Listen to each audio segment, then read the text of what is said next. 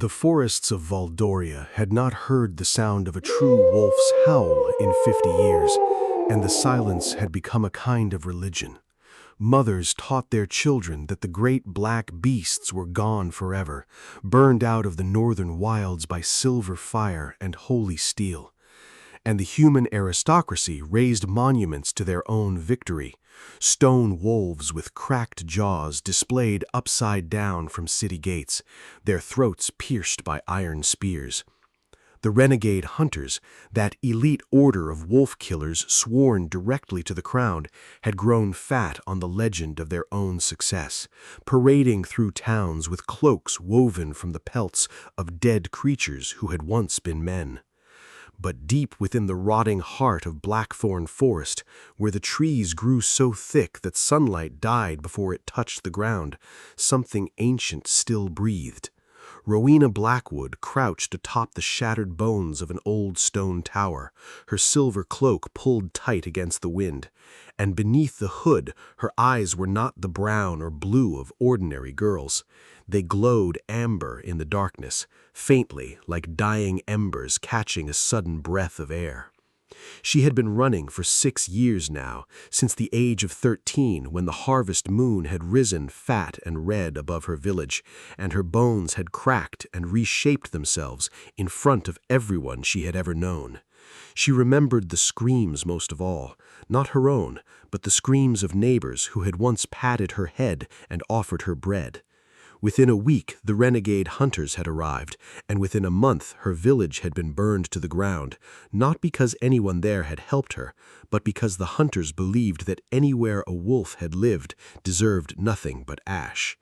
Now, at 19, Rowena had learned to trust nothing except her own senses. Her nose could track a single deer through 3 days of rain. Her ears could hear a hunter's bowstring draw from half a mile away. And tonight, both told her the same terrible truth. They had found her again. The scent of oiled leather and cold iron drifted through the pines, accompanied by the soft crunch of boots moving in formation.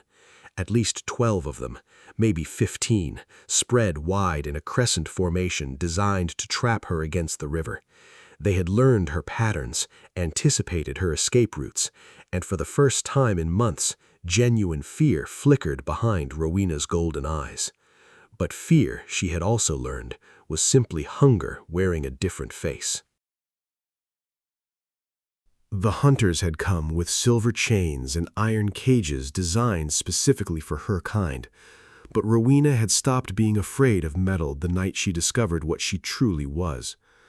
Most werewolves, the kind the old stories warned about, transformed only beneath the full moon, their bodies slaves to lunar cycles, their minds drowning in mindless bloodlust until dawn broke and they woke naked and shivering, remembering nothing of the horrors their teeth had committed. But the golden wolves had always been different. They shifted at will, their transformations as natural as breathing, and when Rowena leapt from the crumbling tower and felt her bones begin to sing, she did not fight the change. She welcomed it. Her spine elongated first, a hot rush of cracking vertebrae that should have brought agony, but instead brought only the sharp pleasure of a fist unclenching after hours of tension. Her jaw unhinged and reformed, teeth lengthening into ivory daggers, and golden fur erupted from every pore as her cloak tore apart and fell in silver scraps behind her. By the time she hit the forest floor, she was no longer a 19-year-old girl in rags.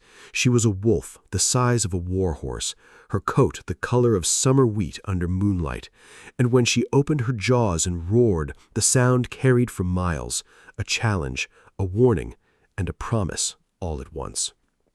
The hunters froze for only a heartbeat, but that heartbeat was enough. She crashed through their formation like a hammer through glass, sending 2 soldiers flying into trees with nothing more than the shockwave of her passing.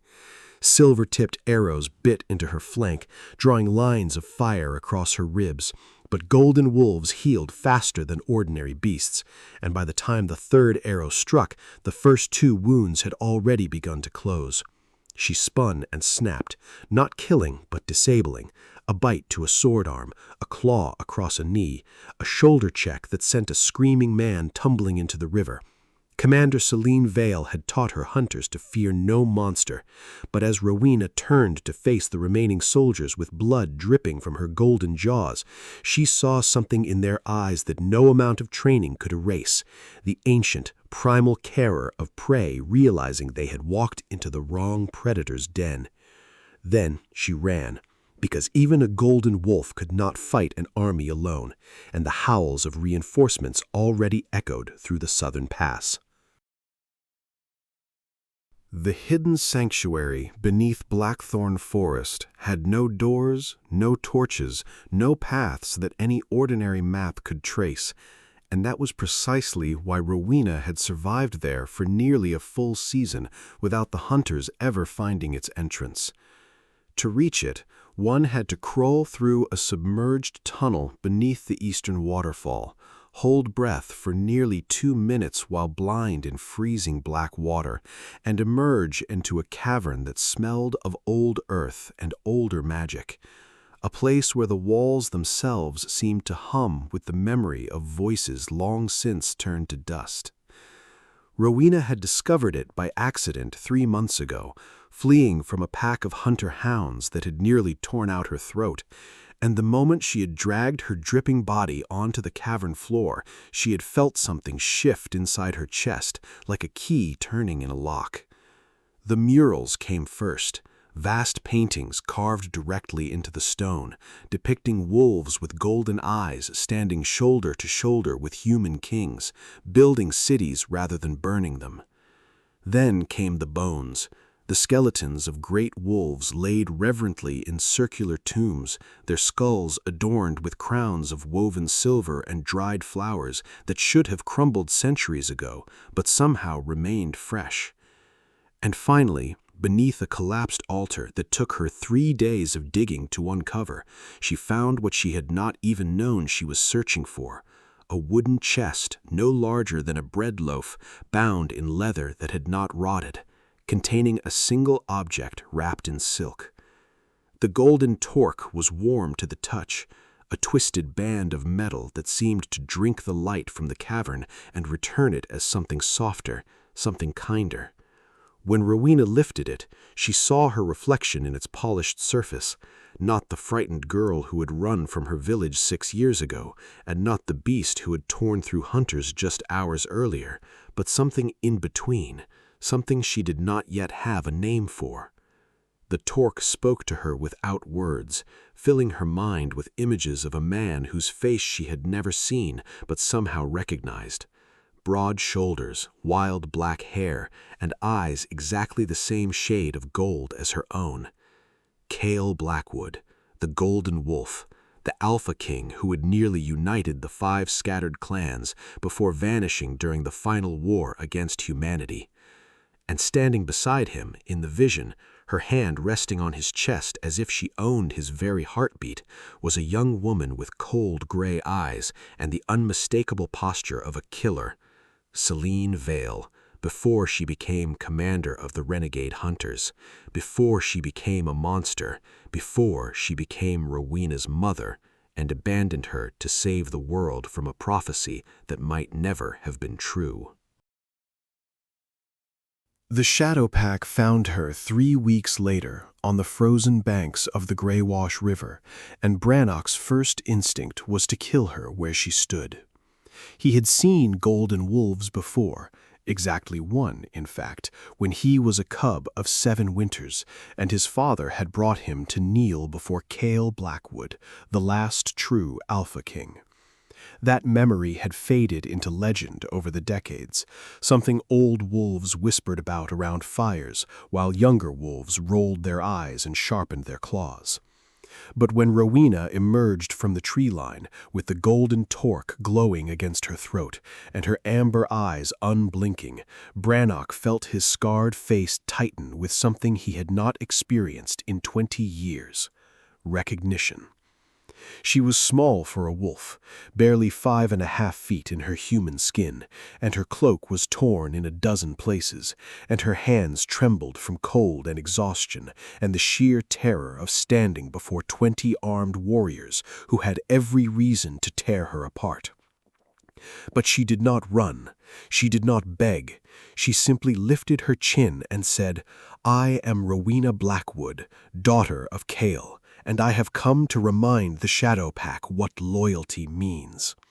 Brannock laughed at that, a harsh sound like rocks grinding together, and the wolves behind him echoed the mockery. Loyalty?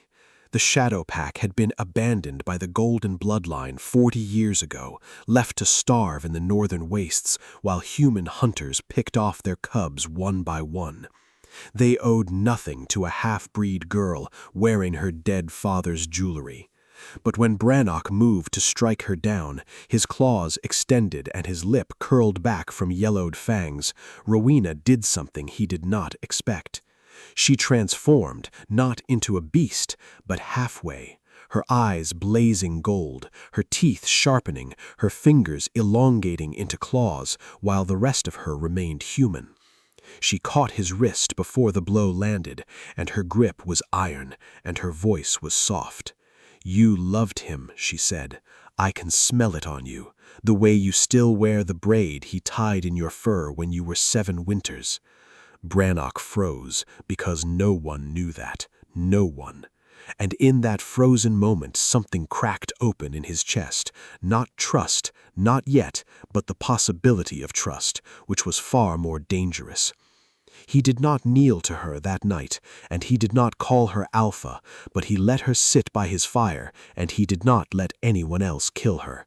And that was how the first clan finally bent. Not to fear, but to a memory too old and too precious to let die. The final war began not with a battle cry, but with a whisper carried on the wind from the southern capital, a whisper that said Commander Celine Vale had finally grown tired of hunting shadows and had decided to burn the entire forest to ash, wolves and trees and innocent creatures alike, rather than let a single golden wolf survive to challenge human supremacy. Rowena heard the news while standing atop the Frostmane clan's highest peak, her golden fur crusted with ice, her breath fogging the frozen air as she looked south toward the distant glow of army campfires that stretched across the horizon like a second malevolent sunrise. Beside her, Brannock stood in his war form, his black fur bristling against the cold, and for the first time since they had met, he did not offer a single word of caution or doubt. He simply said, "She will kill everyone, not just us, every wolf, every villager who ever sheltered a wolf, every child born with even a drop of our blood in their veins. She will not stop until the world is clean." Rowena had spent months gathering the clans, the volcanic Ashfang, the swamp-dwelling Mireborn, the savage Bloodhowl, the elusive Frostmanes, and finally the Shadow Pack that had nearly killed her before learning to call her Alpha. 5 clans united beneath a single golden banner for the first time in half a century. And yet, as she looked at that army of campfires, she understood that numbers alone would not be enough.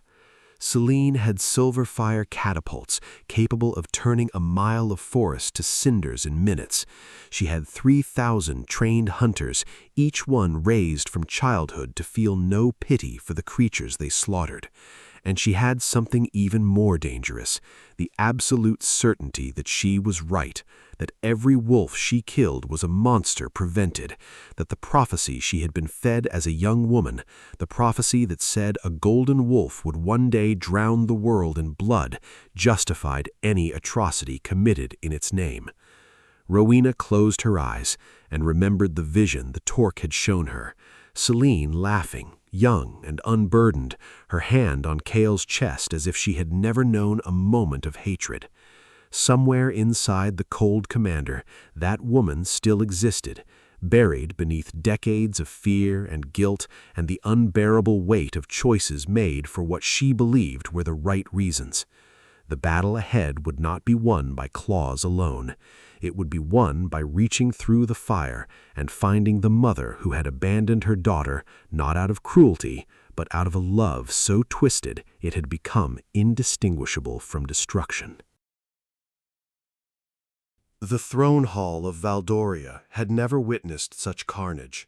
Bodies lay scattered across the marble floor, hunters in silver armor, wolves in fur and flesh, their blood mingling until even the victors could not tell which stains belonged to which side. The great stained glass windows, which had once depicted humans triumphing over snarling beasts, now hung in shattered fragments, and the cold night wind carried the smell of smoke and iron and something else, something that had no place in a hall built on 50 years of hatred. The scent of mercy, raw and bleeding and barely alive. Rowena stood at the center of the wreckage, her golden fur matted with a dozen wounds, her left arm hanging at an unnatural angle where a silver bolt had pierced the joint and refused to heal. At her feet lay Celine Vale, the commander of the renegade hunters, her gray eyes wide with shock and her sword arm severed cleanly above the elbow, her blood pooling in a dark mirror that reflected the shattered ceiling above. The wolves howled for execution. Brannock himself stepped forward, his black claws dripping red, and growled, "She burned our cubs. She skinned our elders. She deserves to die screaming, not swiftly." The surviving hunters, those few who had thrown down their weapons when they saw their commander fall, knelt in terrified silence, waiting for the monster they had been raised to fear to prove them right. Rowena looked down at her mother, this woman who had abandoned her, hunted her, tried to burn an entire forest to prevent her from existing, and felt something crack open inside her chest that was not anger and not grief, but something far more painful, understanding. Celine had not acted out of evil. She had acted out of a prophecy whispered to her by a dying wolf priestess 40 years ago, a prophecy that said the child of the golden wolf would either save the world or destroy it, and Celine had been too afraid to wait and see which one her daughter would become. "No," said Rowena, her voice soft but absolute, carrying through the hall like a bell struck once and left to ring. "I forgive you," she whispered, so that only Celine could hear. "Not because you deserve it, because I refuse to become you." In that moment, something shifted in Valdoria. Not the end of the war, but the beginning of something that had never existed before.